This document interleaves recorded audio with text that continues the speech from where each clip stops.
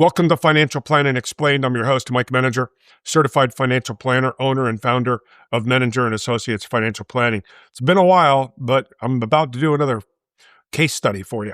I like doing case studies because what they do is it brings up ideas that oftentimes some people can relate to. In this particular instance, what I'm going to be talking about today is a widow and some of the things that occurred as a result of it. So again, some of these may apply to you, some may not, but it touches upon a bunch of different things. So here we have a 75-year-old woman who her husband just died, okay, within the past 6 months or a year. And there are a few nuances associated with this that triggered the children coming to see me to figure out what do we do next. And what triggered it was that her husband had, while he was alive, unbeknownst to them, had named the 4 kids as the beneficiaries of a $250,000 life insurance policy. And they came to see me to figure out, hey, what do I do with this? What should we do with this? Should we give it back to mom? Should we keep it? All the different things. So give a little bit of background. Okay. Again, 75-year-old woman who in reasonably decent health, but reasonably not the greatest of all health. Live in a fairly large house, $750,000 home, thereabouts. Fairly large, requires a lot of effort to clean it. It's a big house, up and down stairs and everything else like that. And her physical health isn't exactly consistent with wanting to constantly climb stairs. Not to mention, this is too big of a house for her now. And so she's contemplating the idea of selling it, but be that as it may. That's one thing. Then she has about $100,000 in various assets, combination of a few stocks, money in the bank and things along that nature. It's roughly $100,000. And then she also has a 20% interest in a piece of real estate. Okay. It's actually a business building. Okay. It's owned by and being rented to a business for use. So she's now a 20% owner of that. However, it was previously owned by her spouse. So what happens here is we're taking on a whole bunch of different things. We're taking on estate planning, we're taking on investment planning, and we're taking on tax planning, retirement planning, and a bunch of different things. But it was originally stemmed from the first question of, what do the kids do with the $250,000? The other thing I point out as it pertains to her, she's living on Social Security. Now let's put that into perspective. The first thing we noticed is that her husband had a higher Social Security than her. So what do? Well, you immediately contact Social Security. They give you the whopping $255. Whoop-de-doo. Don't spend it all in one place. But what happened was that her Social Security was somewhere around $1,100, $1,200, but her husband's Social Security was closer to $2,500. She just jumped to her husband's Social Security. Big bonus. Okay, so she got a big step up in Social Security, and he had a pension that she got 50% of. But the fact is, at the end of the day, between the Social Security and the pension, she has enough money to cover her cost of living. So she's in good shape. Financially, she's in good shape today. Okay, the big question also comes into play. What happens if all of a sudden she needs some type of nursing care? Circle back around. The question that was asked is, what do the kids do with that $250,000? And it basically led itself to 3 avenues. First one, they're like, well, why in the world did dad leave it to us? It was designed and it should have been for mom. Well, apparently, whoever it was that he used to work with suggested that he do that. Okay, what the brain theory was behind it, who knows? It doesn't matter. The fact is now the kids have $250,000 or 4 adult children to be how that works. So the question was to say, hey, the kids want to know, do we give back that $250,000 to mom, who should have been the recipient of the life insurance policy? Do we keep it ourselves, or do we create a Medicaid trust? Okay, and a Medicaid trust is another option that they have. So let's talk about the 3 different options. So, and what we'll do is we'll also talk about the advantages and disadvantages of each of the different options. So we'll start with the first option. Okay, actually, let me back up. What I also noticed and learned as I dug into it, okay, is she didn't have a will. So, needless to say, we need to do some things about that. Okay, fortunately, her husband had a will, but she didn't. Okay, why one didn't, it doesn't matter. Okay. Secondly, is she named one of her siblings as the beneficiary of all of her assets, with the exception of the house, but anything had her named as the beneficiary in bank accounts and everything else like that. Fine. Um, and they never established any date of death values for the husband. Now, to put that into perspective from an estate planning perspective, anything that she inherits from her husband is not taxable at the federal level or the state level, local level. There's no taxation if money is being left from one spouse to another. That's not a problem. The question then becomes, what happens if and when she eventually passes? What happens to these assets? And one of the recommendations that I come up with is, we need to value that business or that rental property, but we'll talk about some of the conclusions later. So let's talk about the first one. All right. Should they give it back to mom? All right. Well, what are the advantages and disadvantages? Well, first of all, if they give it to mom, now each of the 4 children have to give it to mom. So let's call it $62,500 each given to mom. Fine. That's a gift situation that exceeds the annual limit of $19,000. Oh no. Gift tax, hogwash, okay? Gift tax only applies, you have the choice of either paying 40% tax on it, on anything above $19,000, or not paying. Let's think about that. How about the not paying out for you? By not paying it, basically what happens is that each of the 4 kids has to report on their tax return that they gifted mom $62,500, subtract out the $19,000, and that's $43,500. That gets posted on your tax return, and they have the choice of paying 40%, which obviously they don't want to do, or just take it off the back end. If they die in today's $15 million federal exemption, it's just reduced by the $43,000. Whoop-de-doo, not a problem. So we could do that administratively. They would each have to notify their accountant to make sure it's done. No big deal. But really, the question was, do they want to be giving mom that $250,000? Well, advantage, disadvantage of that. The money in mom's hands, if there's any interest and dividends, she's in basically a 0% income tax bracket. And the 0% income tax bracket means that she's not going to be paying any taxes on the interest or dividends that would be generated from the $250,000. That's good news. The problem is that if she passes, now all of a sudden it comes back down and the kids have to pay a 4.5% inheritance tax.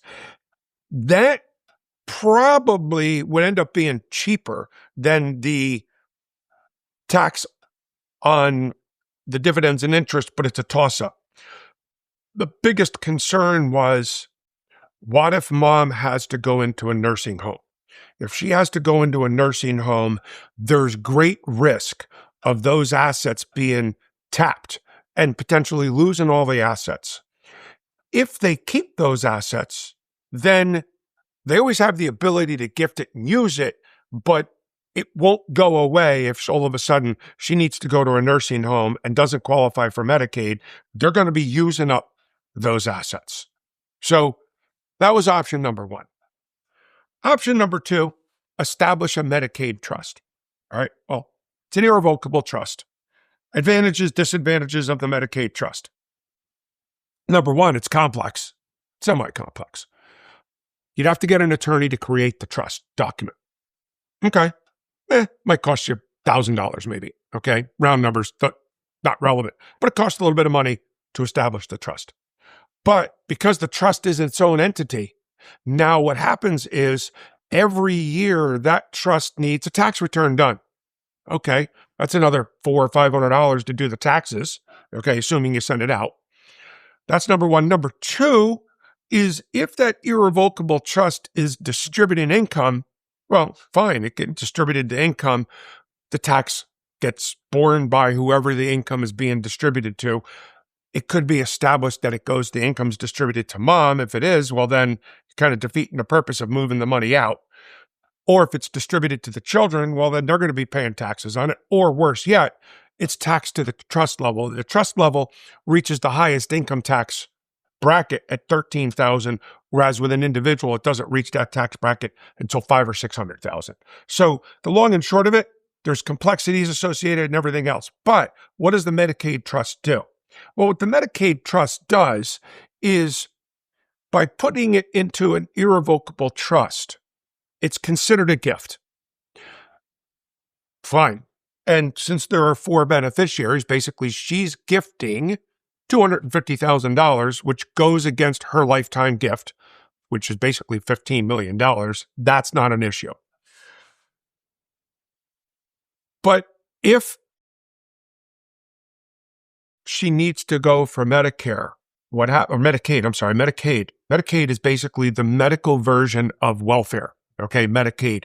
You have to demonstrate that you're broke. All right, which means that the other thing that happens is that Medicaid also looks for gifts and they go back 5 years. So in other words, for instance, what they don't want, the government is basically providing the support for medical for people who are considered poor. What the government doesn't want you to do is take all your assets, give them away, and now the government's on the hook. Well, what they do, and it used to be 3 years, they now have a 5-year look back. So if she gifts that $250,000, she doesn't qualify for Medicaid for 5 years. But if we put that into the trust now, then possibly the 5-year time clock starts. All right. But herein lies another problem. Irrevocable. That's a word I don't like. Okay. What happens is that when she puts that money into the trust, it's gone. She cannot access that money again. It effectively is owned by the trust. And when she passes, now the children get the money divided however she decides. And in her case, she would divide it equally among the 4 children. So,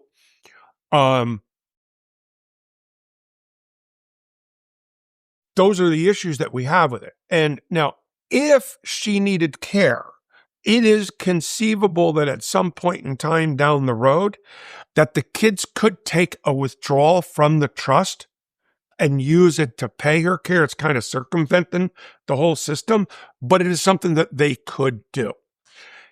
Here's something that, and this is a little bit of a personal opinion, and so take it for that. Concerns me about the whole Medicaid planning. For anybody who knows anybody who went into a nursing home and is getting paid through Medicaid, you know, the old saying, you get what you pay for. If a normal nursing home is $8,000 a month for care, whereas Medicaid is reimbursing that nursing home $2,000 a month for the care, think about the level of care you're getting, or the individual, your loved one who's in the nursing home. Think about the level of care they may get if the nursing home's getting paid $8,000 a month versus $2,000 a month. I don't have any personal experience to be able to see the difference, but I've heard that it's different. And that always raises the concern. Do you give your money away so that you can get lousy care later? That's a personal question that you need to ask yourself if you're donating to a trust, so to speak. And that's a personal question that the children need to ask themselves. Do they want to see the care of their loved one, their parent, to be lesser because effectively that's saving them money, or they're effectively almost, I hate to use the word greed, but they're getting the money at the expense of a lesser amount of care that their mother would receive. The third option would be the kids just keep the money. What I'm going to do is I'm going to come back. We're at a good point for a break. So what I'm going to do in the second segment, I'll talk about the advantages and disadvantages of the kids keeping the money. And then what we'll do is we'll talk about the conclusion of advantage, disadvantage, and what everybody decided to do. And we'll go from there. So stay tuned. We'll be back with you in just a few moments. Do you keep up regularly with your investments? Where exactly are your hard-earned dollars going? Are you financially prepared for an emergency? I'm Mike Menninger, founder of Menninger and Associates Financial Planning. We believe that education and knowledge are powerful, and we want our clients to understand why we are making the recommendations that we make. It's your money, and you deserve to know where it's going, because it's not how much you make, it's how much you keep. So call us today to discuss your financial concerns.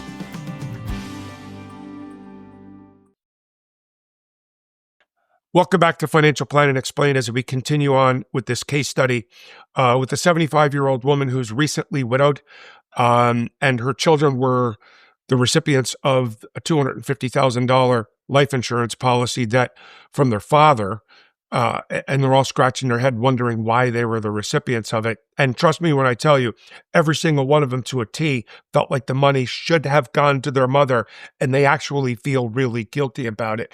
I'm here to explain that we had a very long, probably 2-3 hour meeting going over all the advantages and disadvantages.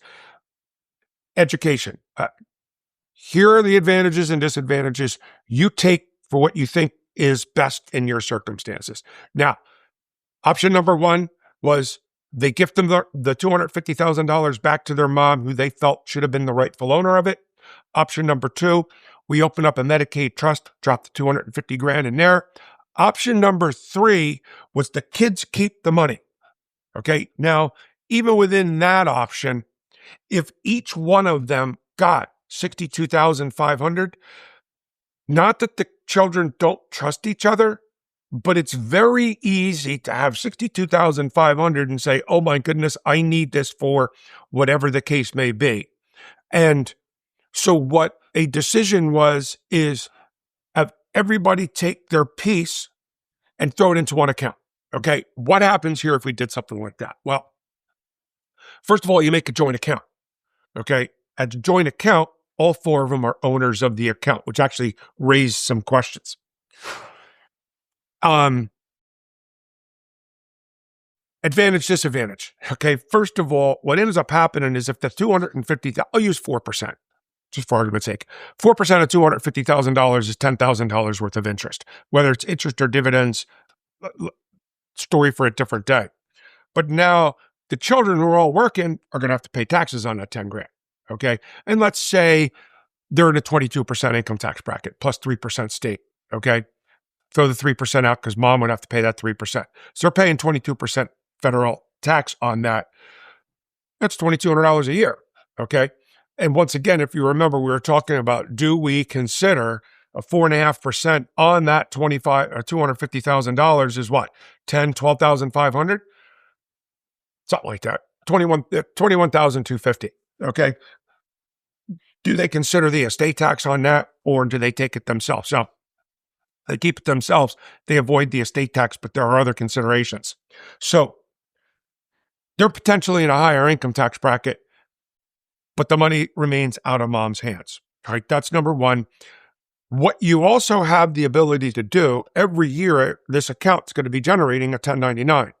The 1099 can be agreed upon all four parties, as each party pays tax on their 25% of the 1099. Hassle, or the person who's listed first on the account, the 1099 goes to that individual posts it on their tax return. Simpler. And if for some reason the tax ends up being $2,000, is it fair to that individual that they're having to pay the $2,000 tax? Absolutely not. So what do? You take a distribution from that account and reimburse the person who's taxed on it.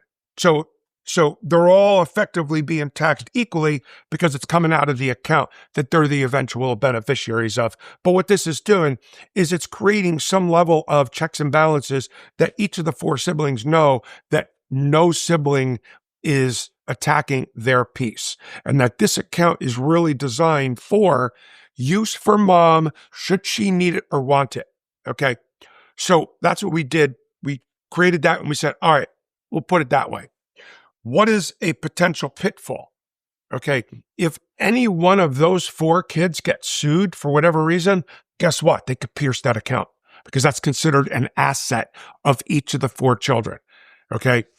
A couple of them are business owners. So one of the things that we looked at, and I said, every single one of you, do you have liability insurance with both your business or personal? If you have decent umbrella liability insurance or business liability insurance, it reduces the potential of there being a suit that could pierce or attack this particular account. And obviously, if mom dies, this account is not exposed to inheritance tax, all right? But what they do lose is a step up in basis. Now, what a step up in basis means is if mom bought a $10,000 investment and it grew to $15,000 and she died, they would receive that investment as if there was no capital gain, okay? For them, if they have that capital gain, they're having to pay taxes on it. So that's basically what happens. So as you can see, we've got 3 different options. There is no nirvana here because every single one of the options has an advantage and disadvantage. So what are some of the other considerations and some of the conclusions that we have? Well, first and foremost, Mom, you need a will, all right? But while we're at it, okay, let's do some estate planning. With the will, we make sure that the house is being distributed, et cetera, and all of her assets get distributed the way she wants. By going through probate is a whole lot less complex than going through intestate, which is what happens if you don't have a will, okay? But what we're also going to do during her lifetime over the next near term, call it year, 2 years, we're going to try to reposition all of the assets in her estate. So now she no longer, if she passes away in 2, 3, 4 years, we don't have even probate to worry about. Why? Because if all assets have either a named beneficiary or are jointly held, they don't go to probate. The only thing that goes to probate is anything held in her name only. Here's what's also interesting, and I think I pointed this out before, is her life insurance policy had one of her siblings named as the beneficiary. She also has other assets naming her sister as beneficiary. Well, let's talk about that for a moment. It wasn't designed to be that way. It was designed to be so that the sibling could make sure it got handled properly. Isn't that what the executor does? The executor makes sure it gets distributed properly. Here's the problem. It gets left to a sibling 12% inheritance tax. That sibling now dies and it goes to those 4 kids, another 15% inheritance tax. Or else the sibling turns around and gifts it to him. Now there's gift implications. No matter what, extremely inefficient, okay? So what we're doing now is we're reestablishing all of the bank accounts to be the beneficiaries of, make them as a POD. POD stands for payment on death. That's what happens with bank accounts, okay? She has an investment account, not a huge investment account, but an investment account. With an investment account, you make it as a TOD, which is transfer on death, which is effectively naming beneficiaries. In her will, what it does is it gives her the medical power of attorney, which is what she needs to have. She'll have the living will, gives her the durable power of attorney. Those are all needed during her lifetime. And if she passes away and hasn't sold the house, well, then it will demonstrate the distribution of the house. But there's talk about her wanting to sell the house. And if she sells the house, well, then at least now those assets can then be either gifted or put into a Medicaid trust. That will be determined later, okay? Because instead of it being 250, it's now 750. We'll still have those discussions. Preliminarily, they were talking about taking that 750 if she sells her house and gifting maybe 600 to the kids, because then that $150,000 she can live on over the course of the next 5 years. If she lives more than 1 year, that money that she gifts to the kids, no Pennsylvania inheritance tax on it, okay? So we're avoiding that. And if after 5 years, if she does run out of money, okay, then what it enables us to do is that the kids could use that money to help support their mom, or if she does in fact go into a facility, it gives the kids the ability to make the decision how they want to pay for her care. She won't have assets, so Medicaid is an option, but she doesn't have assets, so it's not going to wipe them all out, okay? Now, the other thing is the house is valued at $750,000, okay? Possibly more, okay? We need to identify what she paid for the house because as a couple, they each get $250,000 of a exclusion for capital gains. Now, because her husband died, what'll happen is his half of the house gets a step up in basis. But what we need to do is, when I say we, task the kids with it, is to be able to go back over the history of the home because apparently the father built it in the 60s or 70s, okay? And the amount of money that it cost him to build it was chump change. So in other words, if she sells the house, there truly is risk of there being a capital gain. We need to identify how much was spent to build a house and how much was spent all these years on home improvements so we can establish a cost basis for the house. Because if she decides to sell it in a year or so, now we don't have to worry, or at least we know what the cost basis is, plus the $250,000 capital gain exclusion. We believe that there won't be a capital gain. And if there's no capital gain, cool. Fed and state don't get any of the proceeds of the sale of the house, okay?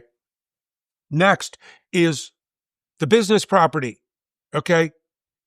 I highly recommend it to the siblings. You need to find out the valuation of that property, okay? If that property is valued at $1 million, well, then the cost basis is $200,000. Once again, we need to establish a cost basis for that property. Why? Because if mom eventually sells it, in 5 years, what are you going to do? Go back 5 years to see what the value was? Do it now while it's recent and current. Furthermore, if mom passes away, well, then at least we get a step up in basis. That doesn't matter, but we need to do that. We need to identify what the cost basis is of that property. Furthermore, if she sells it, then we know what her capital gain will be. Okay? So, what other things are going to do? Guess what? I just named them all. So we just needed to establish the cost basis of the house. We need to establish the cost basis of the property. Okay. We need to do the estate planning by positioning all of the assets in such a way that they avoid, where possible, avoid probate. And we need to get her own estate planning and estate documents in place. So where'd I go with this case study? This case study basically involves what many of us willing or unwillingly have to deal with, and that's aging parents, okay? Aging parents, the loss of one parent, what does the second parent do? What do the kids do? And all those different things. Now, every case is different, but one of the things to take into consideration is what is your goal of the asset on the pros and the cons, and how do you approach it? And there's oftentimes a lot more to it, because when they came in to talk to me, they just said, what do we do with the $250,000? By the time we got done, don't hate doing this, but I raised more questions, taught them a world of knowledge that they had no idea about. I created questions, but now it's open on the table, and it gave them the ability to make, most importantly, an educated decision. Because, firm believer, education and knowledge are powerful. We want clients to understand why they're doing what they're doing and not just because Mike said so. So that's the conclusion of today's episode. I hope you learned something from it, and thank you for joining, and you have a wonderful day and a wonderful week.